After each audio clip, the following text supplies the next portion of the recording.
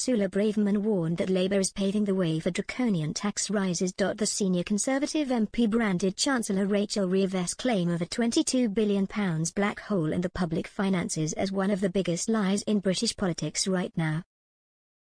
The former Home Secretary's comments come ahead of a major speech tomorrow by Sir Keir Starmer where he will warn that things in Britain will get worse before they get better.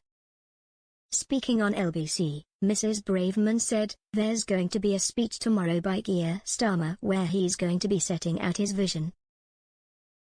But importantly he's going to be declaring how gloomy the situation is, the inheritance as they call it, and that things are going to get worse before they get better. It's very clear in terms of what the government is seeking to do, which is to set out pretty gloomy pictures about the state of the country, whether it's on the economy. What we've seen over the last few weeks of riots on the streets of Britain, they're going to have to release thousands of prisoners in the next few weeks. And I think personally they're paving the way for draconian action on tax rises, and that we're going to be seeing a real increase in the tax burden when it comes to the reality of this Labour government." The Fareham and Waterlooville MP said it was pretty predictable that a new Labour government is going to blame the previous Conservative government for many of the ills it is facing right now. She added, "It's predictable and it's standard, they're going to be doing it for quite a few months if not years, I imagine, but is it true?" We heard Rachel Reeves talk about a £22 billion black hole in the public finances a few weeks ago. "I think that's one of the biggest lies in British politics right now. The Conservative government left this country with the fastest growing economy in the G7. We slashed the deficit from 2010 from 10% down to just over 1%.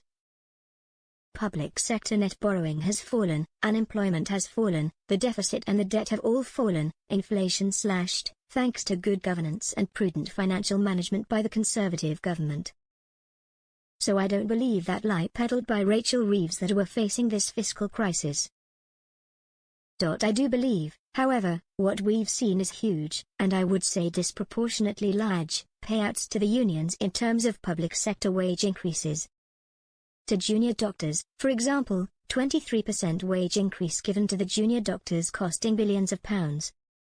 We've seen £7 billion going towards a national wealth fund, £8 billion going to Great British Energy. No, I don't know what that's supposed to do either. So gimmicks and vanity projects costing the taxpayer thousands of pounds. The Prime Minister's speech on Tuesday, which will be his first major address since entering number 10 in July, will blame the Conservatives for their inheritance.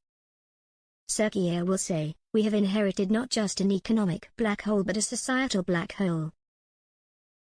And that is why we have to take action and do things differently. Part of that is being honest with people about the choices we face and how tough this will be.